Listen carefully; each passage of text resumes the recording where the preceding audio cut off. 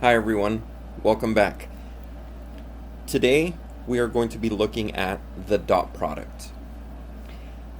The dot product by definition is going to be denoted as v dot w for these two vectors. So the way we say this again is v dot w. So the dot product v dot w of two vectors v, where v is defined as component-wise v1, v2, v3, and w vector is defined by components w1, w2, and w3, is the scalar defined by v1 times w1.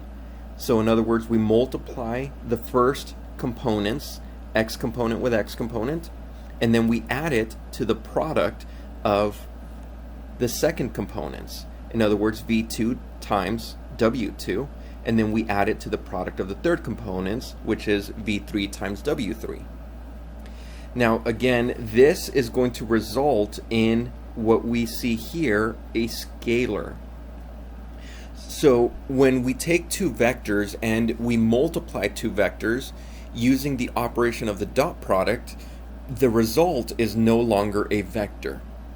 The result in this case is going to result in a scalar. On screen here, you'll see that I have more tools at our disposal. On the left-hand side of your screen, you will see properties of the dot product. Now, these properties of the dot product, we're outlining how we are using the dot product within vector properties that will arise. Anytime we take the zero vector, and for us, the zero vector will be the vector that's comprised of all zeros in all of their components. Which means if we take the zero vector and we multiply it using the dot product with any other vector v, then that's the same as multiplying or taking the dot product of vector v dot the zero vector. Either way that we take this dot product, we will always get 0. Number 2, dot products are commutative. This means that we can take v dot w or we can take w dot v. Whichever way we want, both will always result in the exact same answer. Number 3. This now says that we have a scalar multiple multiplying one vector, and we're going to take the dot product with another vector. Now what's interesting here is that this scalar is in a way commuting itself onto different vectors. Ultimately, the very end of number 3 here says that we can have the scalar, in this case lambda, multiplying the resulting scalar, which will be produced by v dot w. So that's kind of interesting to see that scalars still work almost the exact same way as real number multiplication does.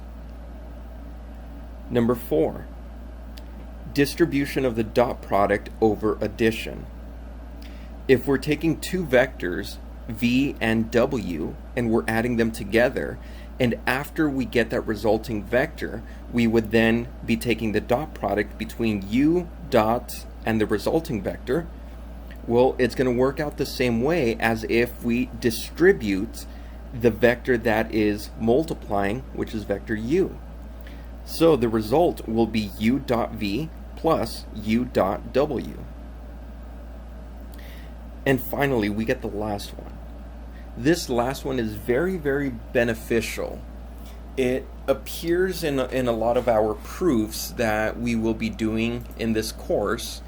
And what it is, it says that if we take a dot product of a vector in itself, then the answer or the result will be the magnitude of that vector squared. So I want you to kind of think of that for a second or two. think about that and make sure that you establish what is happening there.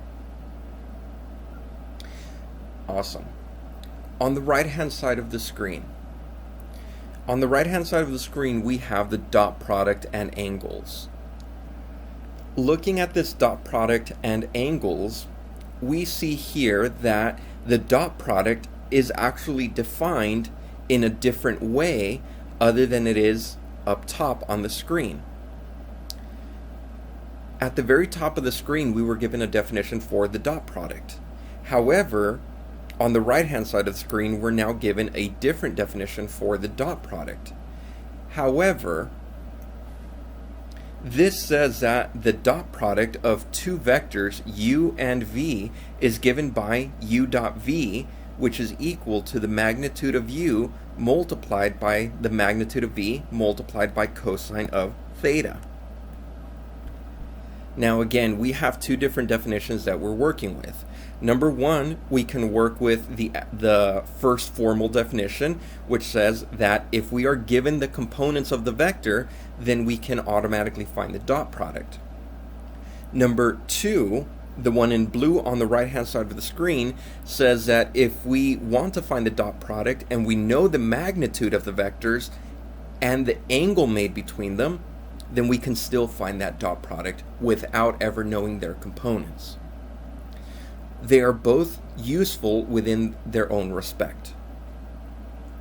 The angle between two vectors we are always going to consider as a use of the manipulation of the dot product rule that we have given here, where theta is going to be equal to the inverse cosine of u dot v divided by magnitude of u times the magnitude of v.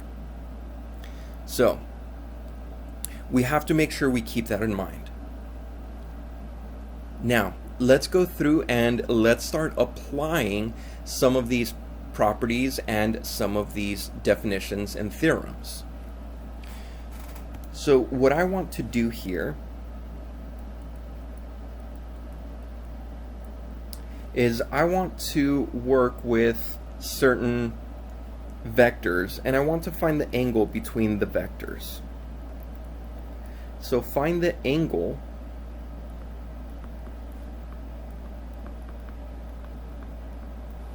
between the vectors.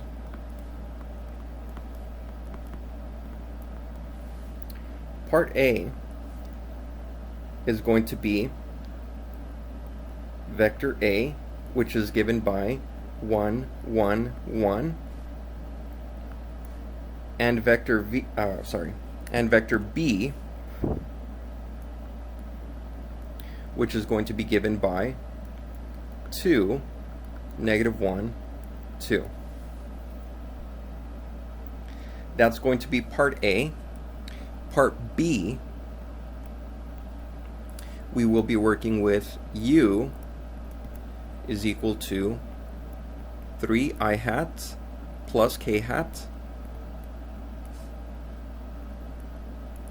and v, which is going to be equal to I hat, j hat, and k hat. There we are. So here we go. What I want to do here is I want to find the angle between the vectors. So naturally, where I want to start is by using the definition that we have, or that theorem that we have for finding the angle between the vectors. In order for me to accomplish this, what I'm going to need to find in this case is going to be the cosine inverse of the dot product of those two vectors. So I need a dot b divided by their magnitudes. And that's where I'm going to begin. So I want to find the dot product first. So let's go through and let's find that dot product. Alright, so I need a dot b. So to find the dot product a dot b, I am first going to list the vectors as they are given to me, and then I'm going to take their products term by term, or respective term by term. So in other words, 1 times 2, and I'm going to add this to the next multiplication, 1 times negative 2 plus 1 times 2. Which means the final result will get me 2. Awesome. Now I'm also going to need their magnitudes. So let's go through and let's start working with those magnitudes. I'm going to split this here and say that I want the magnitude of A. Well, in order to get the magnitude of A, I need to square each individual component and then add them together and then take the square root. So that's 1 plus 1 plus 1, which is 3. So this is the square root of 3. So magnitude of A is the square root of 3. Magnitude of B, again, I need to square each individual component. So 2 squared plus 1 squared plus 2 squared. So that's going to be 4 plus 1 plus 4. That should give me 9. Square root of 9 gets me 3. Looking pretty good so far. Let's start finding this angle then.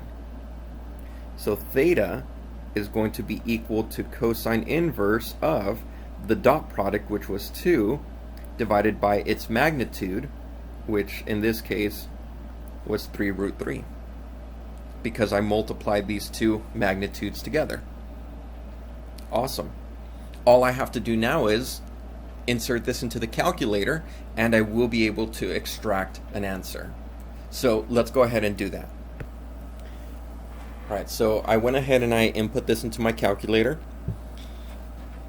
Now I get that my angle measurement should be about 1.176. And again, when we're looking at this, you want to make sure that your calculator is going to be in radian mode unless otherwise denoted or unless otherwise asked. Typically, we want to do calculus, or we want to perform calculus in radians. So again, unless otherwise asked, please make sure that it is always in radians. If you happen to change your calculator to, let's say, degrees, and you give me a degree answer, please make sure you list that on there that your answer is in degrees. Great. Now let's work on the next one. Now if you want to jump ahead and if you want to do that next problem on your own, by all means do so.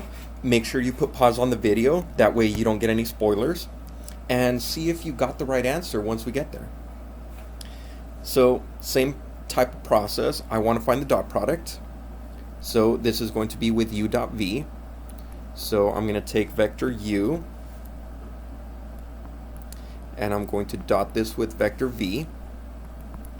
This is going to be 3I hat plus, notice I don't have a j component, so I insert a 0 for the j component.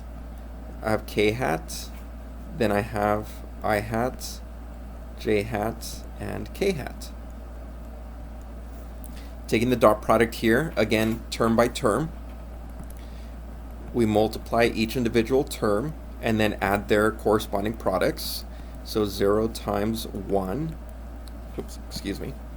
plus 1 times 1. There we are, and our dot product here will get us 4. Very nice. Now I need magnitudes.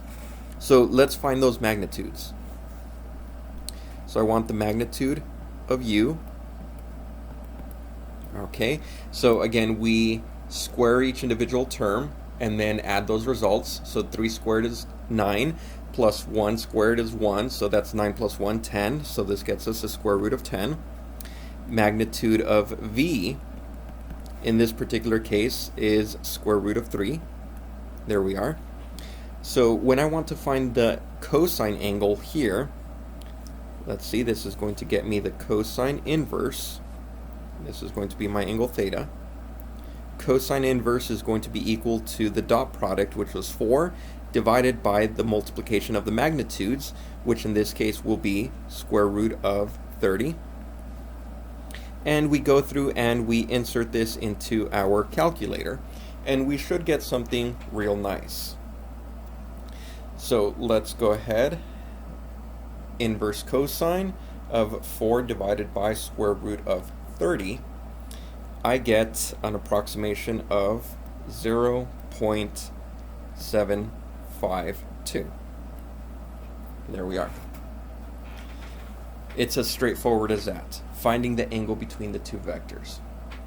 Now, if at any point in time you get an angle between two vectors that is, or that does not fall within the range that was given to us up top of the screen, where the angle must lie between 0 and pi, then you have to perform some trigonometry to make sure that you get the angle within that region, within quadrants 1 and quadrant 2. Awesome. Now, let's go ahead and let's look at a slightly different version of what might be taking place here. Okay? Let's look at this particular case.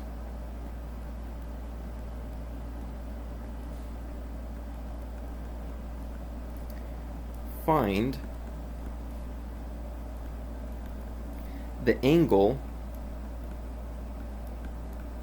between I hat and j hat. So again, finding the angle between I hat and j hat. What's going to be nice about this is that these two vectors have something special about them, and we'll get to that in just a little bit. But let's see what's going on here. So find the angle between the two vectors. Great. So again, the first thing we want to do is we want to find the dot product. So I hat dot j hat. Remember, I hat is 1, 0, 0.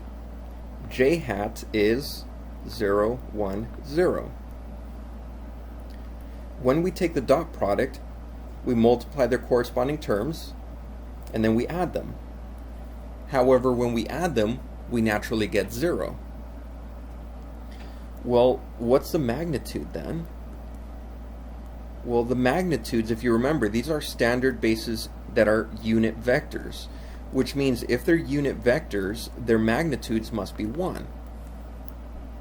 Okay, that's not too bad so far. So let's see what the angle is.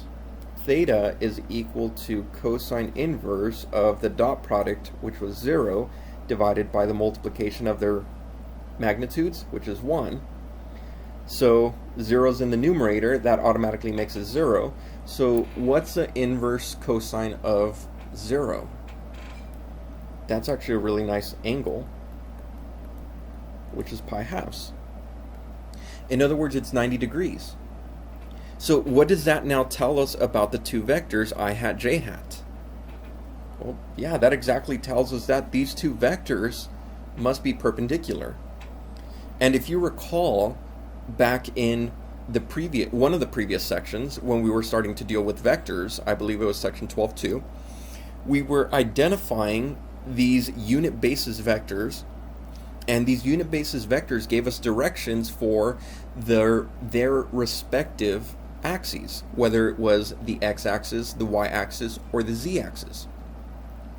And furthermore, we also know that if we look at the x-axis and the y-axis, that they are perpendicular to one another. Z-axis is also perpendicular to these two axes.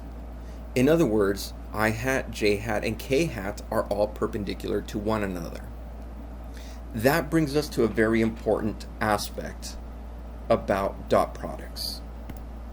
And that tells us this, that two vectors are orthogonal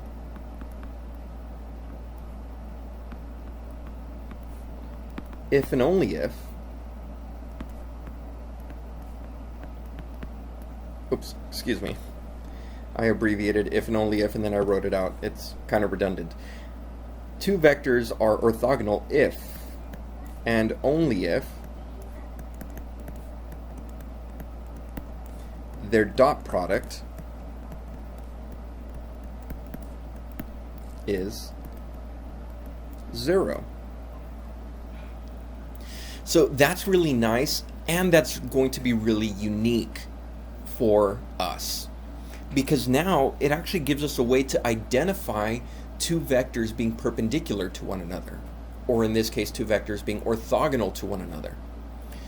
If you recall back in algebra class, whenever it is that you took it, we identified that two lines were perpendicular to one another so long as their slopes were negative reciprocals. That is actually still playing a part here, because at the end of the day, every line can be thought of as a vector.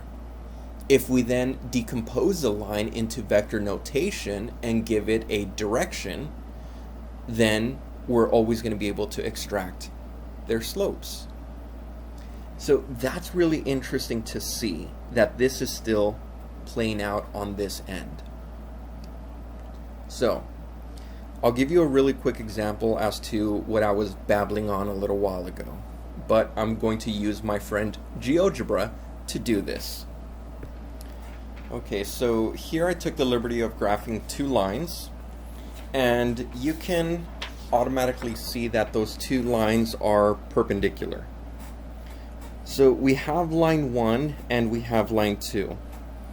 Line 1 has an equation of y is equal to 1/2 x plus 1. Line number 2, which is here, has a different equation, and that equation for line number 2 is y is equal to negative 2x plus 11. Now, if we remember back from algebra class, again, two lines are perpendicular if and only if their slopes are negative reciprocals of one another. And we could definitely, in fact, see that that's the case. So the slope here for the green line, line 1, is 1/2, and that's going to be line 1. And the slope for line 2 is negative 2 over 1. And again, these are negative reciprocals. But you all already knew that. Now, let's see if we can get vectors to do this same process. Because at the end of the day, we want to move away from the structure that we have for these functions, and we want to move more into a vector setting. So if I say that I want to take line 2 and I want to interpret it as a vector that is now originating at the intersection, well, the vector here, again, we learned how to do this vector breakdown.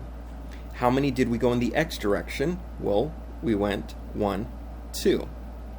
Therefore, our first vector here, which is going to be on line 2, so I'm going to write here vector, let's say A, is on line 2. And vector A, again, in the x direction, we went 1, 2. So that's going to be in the negative direction, negative 2, and then we went up 1, 2, 3, 4. As such. Vector B, let's see if we can extract vector B. Vector B is on line 1. So vector B, I am going to extend it. We can go to the right or we can go to the left. At the end of the day, it doesn't matter.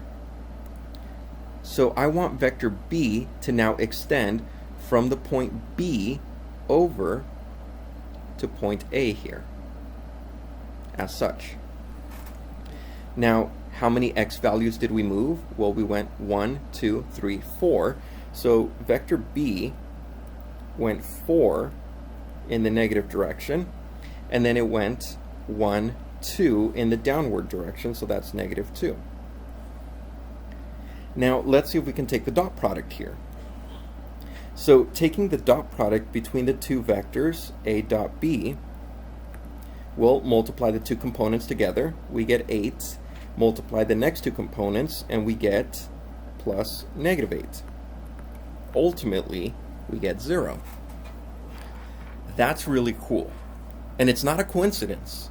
Again, the dot product is guaranteed to happen or to evaluate this way if the two lines, or in this case, if the two vectors are orthogonal to one another. Now, what's really cool about this is that you can use the actual slope that you were initially working with. How did we define slope back in algebra class? Well, it was a change in y over the change in x.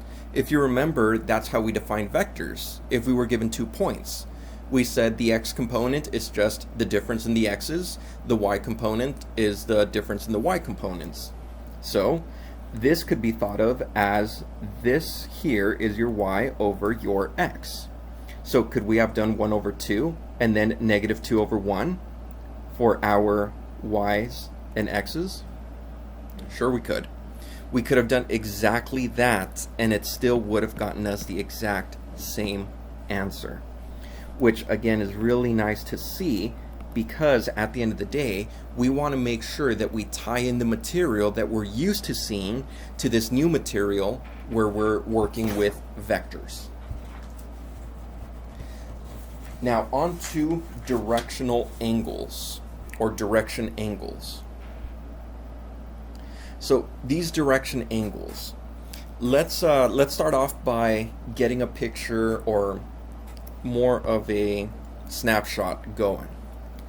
So here I am going to take the liberty here to draw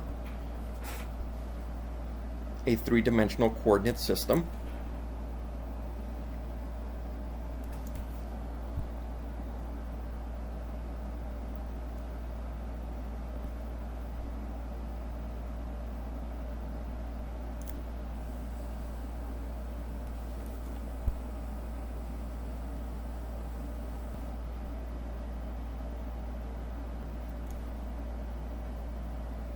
There we are. And so I am going to have the z coordinates, or the z-axis, the x-axis, and the y-axis. Great. Now, within this axis, what I want is I want to identify a vector here. So I am going to identify, let's say, my vector. Let's put a vector somewhere here. I want this vector to begin at the origin. Let's do a little bit more. There we go. That should be okay. So I want my vector to begin at the origin. I'm going to denote this as vector v. And vector v is going to have components v1, v2, and v3 as such. There we are. Great. Now let's talk about the direction, or the direction angles for this vector. What we are curious about here is what angle does this vector make with the positive x-axis, with the positive z-axis, and with the positive y-axis. So there's 3 different questions. I want to know the angle between positive x-axis, the angle between the positive y-axis, and the angle with the positive z-axis that this vector is making with them. Okay. So in order to find the angle, what we need to do is we need to create, or in other words, we need to find 2 vectors. That way we can go through and we can find what is that angle between those 2 vectors. So what's really nice about this is that we don't need to guess anything about these angles. We actually have everything at our disposal. If I wanted this vector v to make the angle with the positive x-axis, I already have a vector that is a really nice vector to consider that's moving in the x direction. What vector is it?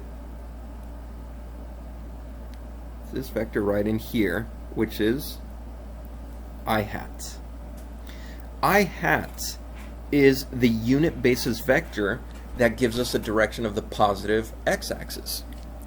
So as I'm looking at I hat, I could take the dot product between I hat and vector v, and that in turn will find me the angle, which we'll call alpha, that is being made between the positive x-axis and this vector v. So let's do that.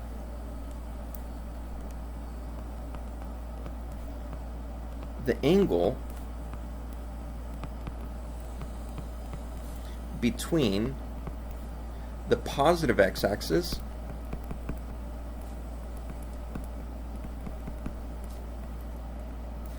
and vector v is, and let's go through. Let's find the dot product. Or, excuse me, we'll find the dot product in just a bit. My apologies, I jumped the gun. Cosine inverse of the dot product of I hat and vector v divided by the magnitude of I hat multiplied by the magnitude of v. Okay, so let's find the dot product then. Well, what is I hat as a vector? Well, I hat as a vector, that vector is 1, 0, 0. So when I look at the dot product, I really only get v1.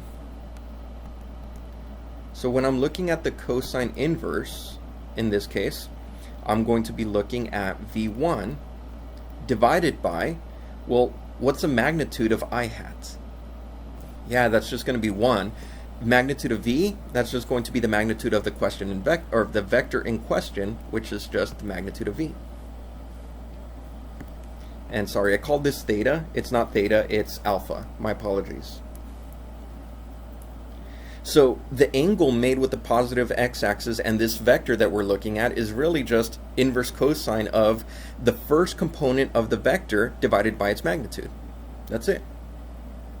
It's really, really neat, and it's really concise as to how we then start looking at the rest of the angles.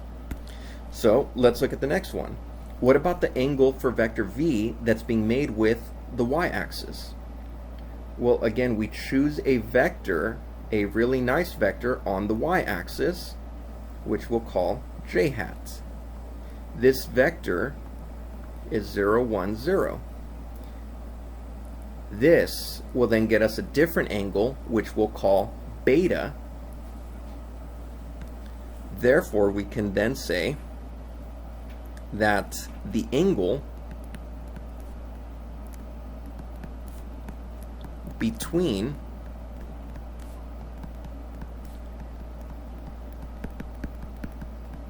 the positive y-axis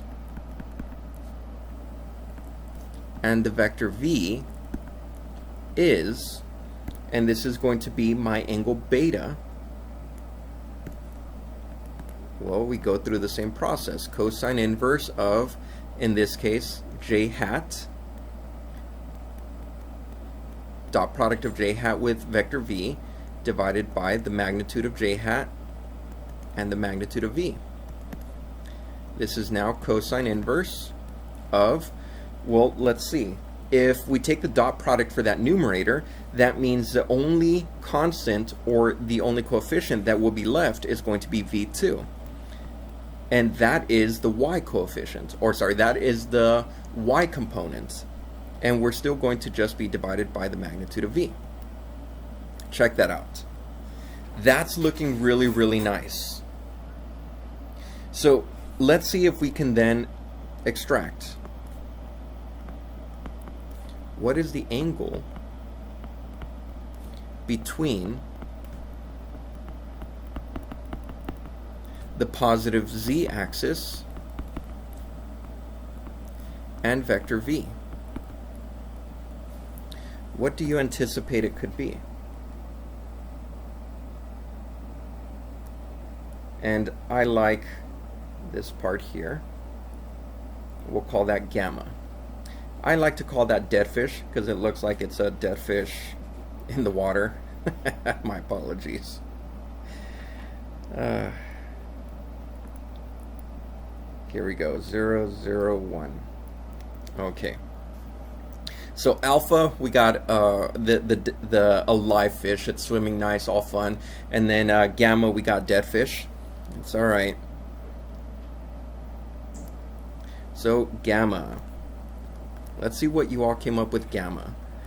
Do you all agree that gamma, in other words, the angle made between the positive z-axis and the vector v, is then going to be cosine inverse of its third component for that vector v3 divided by its magnitude?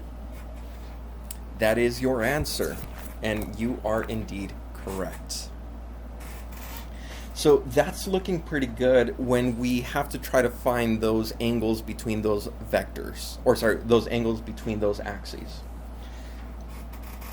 Now, I find that on certain exams, or let's say on exam 1, I find that I put a question like this, where I give you a vector and I ask you to find the different direction angles that that vector makes with all of the axes. So you're going to need to find what is alpha, what is beta, what is gamma. You will have some assigned for homework, so again, I suggest you pay attention to those, and we're going to keep going with the material. One of the last items that we're going to cover here is going to be projections. So we want to look at a projection and what a projection means. All right, so we are now going to be talking about vector projection. And in order to talk about vector projection, I want to go ahead and show you this really quick visual that I made on GeoGebra. That way you all can visualize what a projection of a vector means. So follow me along to GeoGebra and we will take a look at that visual. Okay, here we are. Here's GeoGebra and here's my visual. I have these two vectors. One vector is vector u and the other vector is vector v. For the purposes of this visual, I am going to eliminate the axes and I'm only going to look at these two vectors. So we have vector v and we have vector u. Now, when I am talking about a projection, what I want to do is I kind of want to do this. If I were to skew my view enough where I would only get one vector that I could see at a time, then I want to know what this vector is that is being projected onto the other vector. In other words, what is a projection of vector u onto vector v? Well, in order to see that, we'll look at this here. Notice here we have vector u and vector v. Vector u, what we did is from the very end of that vector, we dropped a perpendicular down onto vector v. And when we did that, we now get a 90-degree angle that's being made here. Notice there's another vector that came out. That vector is given here. Now I'm going to hide the other, well, I'm not going to hide it yet, but there's another vector that came out here.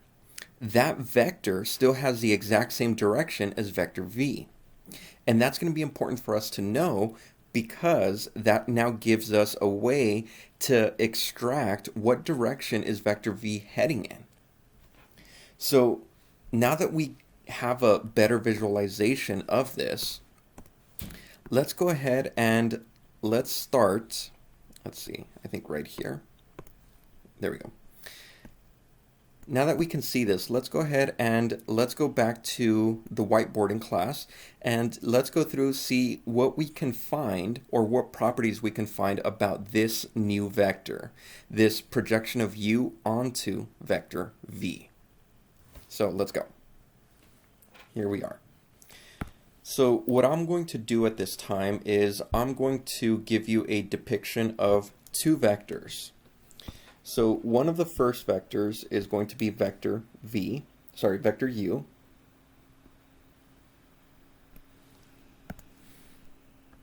Here we are, this is vector u. And then I'm going to have vector v.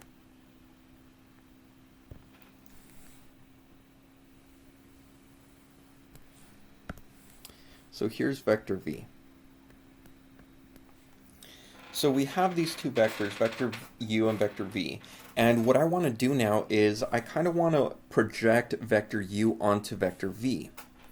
So in doing that projection, what's going to happen is that I need to drop a perpendicular line to this vector here. And that's exactly what I'm going to do. I'm going to drop this perpendicular here. And when that happens, I am creating a new vector. And let's make this a little bit more prominent. There we are. So we are creating a new vector, and this new vector has the same direction as vector v, but as you can see, it has a different length. And that's a length that we're going to have to focus on. Also, notice that vector u and vector v, they make some angle theta. We don't know what the angle is, and at this point in time, we are not too concerned with it. However, this vector in green, this new projection vector that we are creating, I am going to denote this as vector A. So now the question becomes, how can we start extracting more information from vector A? Well, if you can identify here, we have a right triangle. And from trig, we know that if we take cosine of theta, then that is going to be the opposite side divided by the hypotenuse. So the opposite side is not vector A, but it is the length of vector A. And how do we denote the length of vector A? Well, that's denoted by its magnitude. Okay, that looks pretty good. Divided by its hypotenuse. The hypotenuse is not vector u. Instead, it's the length of vector u, which is magnitude of u. So this now gives us a way to actually solve for the magnitude of this projection that we found. The magnitude of the projection that we just found is the magnitude of u multiplied by cosine of theta. That is great, because now, again, we're able to calculate that specific magnitude for this projection that we're looking at. However, that might not be as, let's say, useful to us. So what do we do then?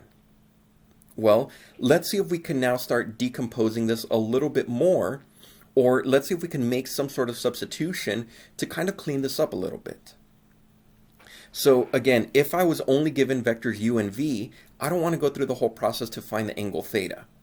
So I want to eliminate that angle theta, or any value that will have that angle theta being used. Therein lies what we have between the two vectors. Notice that the angle between the two vectors, u and v, or u dot v, by definition is the dot product between the two. However, we also got a theorem that says anytime we have two vectors, we can take their dot product, and we can find the dot product by taking the magnitude of the two vectors and multiplying it by cosine of theta. In other words, cosine of theta is equal to u dot v,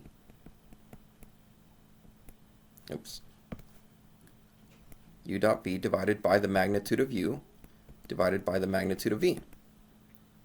That's great, because now we can make this substitution in for cosine of theta. And if we make that substitution in for cosine of theta, we now get u dot v divided by the magnitude of u divided by the magnitude of v, which is equal to the magnitude of a. But on the left-hand side, notice the magnitude of u's, they're going to cancel out because they're the same quantity, which means that the magnitude of a is actually given by u dot v divided by the magnitude of v. Now that's super important for us because, again, finding the length of the projection, or in this case finding the magnitude of the projection, solely depends on the two vectors that are initially making that projection. It's the vectors u and the vectors v. Again, we don't need the angle theta if we can avoid it, and that is awesome. So this in here is one of the items that we're looking for, and I'm going to put this in a box like this so I can keep it. I will make it more prominent, and I will, let's say, define it in a little bit. Awesome. Now, what if I didn't want to find the projection? Sorry, what if I didn't want to find the magnitude of that projection? What if instead I wanted to find what is the actual vector components for that vector A? So if I wanted to find the components for that vector, well, I already have the magnitude. And what are the two things that we need for a vector to work as a vector? Well, we need a magnitude and a direction. And so far, we only have the magnitude. So let's give it a direction. What can you all tell me about the direction of magnitude, or sorry, what can you all tell me about the direction of vector A in relation to vector V? Are they hated? Are they hated? They're not hated, by the way. They are loved. Are they headed in the same direction, opposite direction, or just some random direction? Well, they're headed in the same direction. So what I'm going to say here is, notice vector A and vector V are headed in the same direction.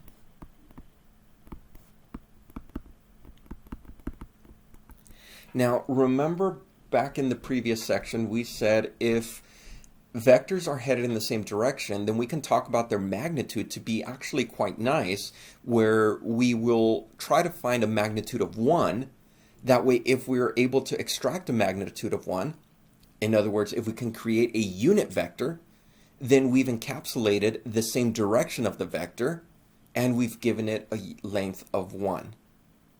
And that's what I want to do for vector V.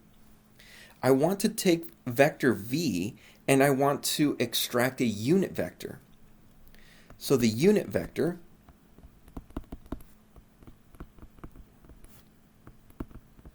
for V is taking the vector itself and dividing by its magnitude. So what I'm going to do now is I'm going to give my magnitude this direction now.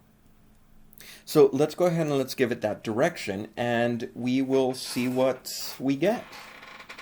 Okay, here we go. So I'm going to take that scalar projection. So let's go ahead and take the scalar projection, which is u dot v divided by magnitude of v, and I'm going to give it the direction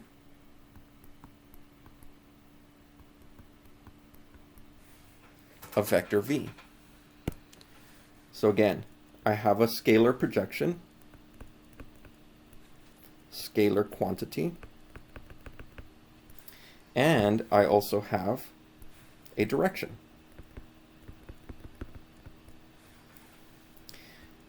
So I have a scalar quantity and I have a direction here, which means that we are now able to extract the process a little bit more cleanly. So what do we get here? Well, notice on the left we have a scalar, on the right we have a vector, which means overall we end up with a vector. Now, what does this vector look like? Well, this vector will be u dot v divided by the denominator is multiplying the same quantity, which means this is going to be vector v squared, so magnitude of vector v squared multiplied by vector v. Notice I'm not putting a multiplication symbol here because at the end of the day I don't want to put the multiplication symbol of a dot because then that could get confused with a dot product. I don't want to put a cross to signify multiplication because, as you'll see in the next section, that represents a different form of multiplication. I want to leave it as is. Or, if you would like, you could put parentheses here to signify that the scalar quantity of u dot v divided by the magnitude of v squared will be multiplying this vector v.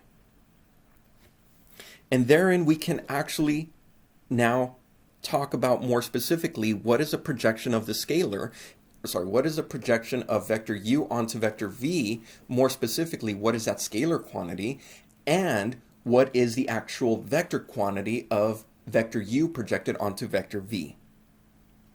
So we have two things that we then need to formalize, and that's going to be here. We have a scalar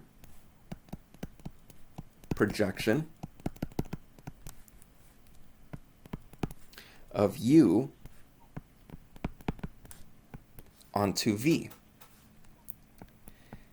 Now, the scalar projection will look like, depending on what book you have, they write it as a composition. So we typically write COMP as such. And the subscript is the vector that you are projecting onto. So the composition of u onto v. Very similar to a logarithm. Logarithm of 3 base 2, so on and so forth. So this composition or this scalar projection is going to be what we developed here, which is u dot v divided by magnitude of v. And then we also have a vector projection. So we have the vector projection of u onto v. And this vector projection is denoted as PROJ, again, projection of u onto v. V is a subscript for that projection, so this reads as the projection of u onto v. And that projection that we just talked about was this quantity right here, which was u dot v divided by magnitude of v squared. Oops, that square looks weird. Squared, there we go, multiplied by vector v.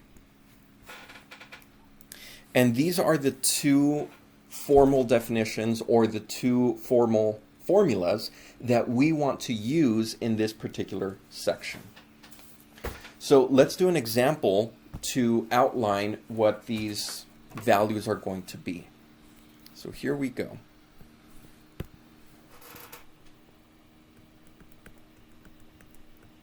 So on this example, I want to determine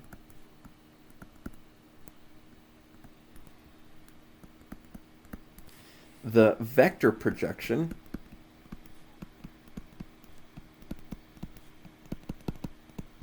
determine the vector projection of A, which will be made up of 1, 0, negative 2, and vector B, which will be made up of 2, 1, negative 1.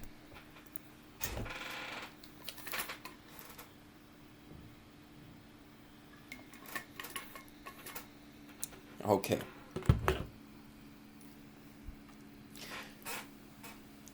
So, oh, my apologies. I wrote and I meant to write onto. Wow, that was a big mistake on my end. Let's see. Here we are. So onto, there we go. So again, we want to determine the vector projection. So we're not looking for the scalar projection, but we want the vector projection, and we want to project one vector onto another. So the vector that we're going to be projecting is vector A is going to be projected onto vector B. So let's go ahead and let's write out that formula that we will be needing. So we want to find this projection of A onto vector B. So the subscript here is B.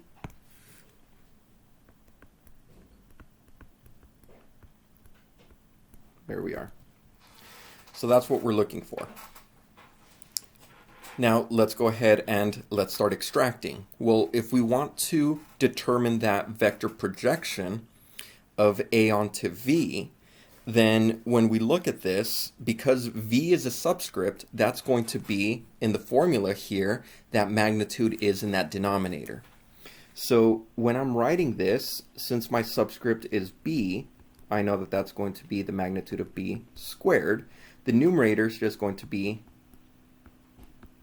the dot product between the two vectors, and then the vector itself is going to have the same direction as vector B, because that's going to be the vector that takes the value, or that takes that vector projection. So this is what I need. Now let's go through and let's start finding the dot product. So as I start looking at this, I have vector A, and vector A is given by this. Sorry about that. I want to take the dot product. There we go. Dot product between A and B. So let's try to do this in our heads as we go through. 2 times 1, that's going to be 2. 0 times 1, that's 0. Negative 2 times 1, that's going to be 2. So far I get 4 as my dot product. Now I need the magnitude of B. Well, let's find that magnitude of B.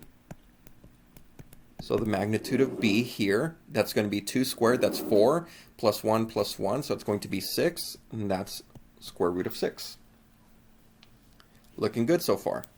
Now, when I'm talking about my vector projection, here goes. So my vector projection of A onto B, now I can take the dot product, which was 4, divided by the square of the magnitude. Square of the magnitude is simply 6.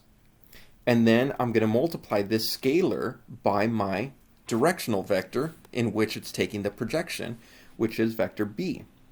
And vector B is 2, 1, negative 1. If we simplify 4/3 down onto 2/3, then our vector then becomes 4/3, 2/3, and negative 2/3. And there is my vector projection. This is my answer. Look at that. Isn't that awesome? Now, these vector projections have a very nice extraction onto a physics aspect where you can talk about work being done. If you notice that work being done, work is just force times the distance. Well, if we're looking at force times distance, then we can use that as dot product. If we then analyze that force is going to be a vector given to us, and distance can also be thought of as a vector, then we can automatically find the work being done by certain objects. So I want you to then just think about that, and you will have some assignments for homework, but again, keep using the dot product and the processes that we've developed here, and you will do just fine. I hope you all enjoyed this lesson, and I will see you all for the next one shortly, which will be the cross product.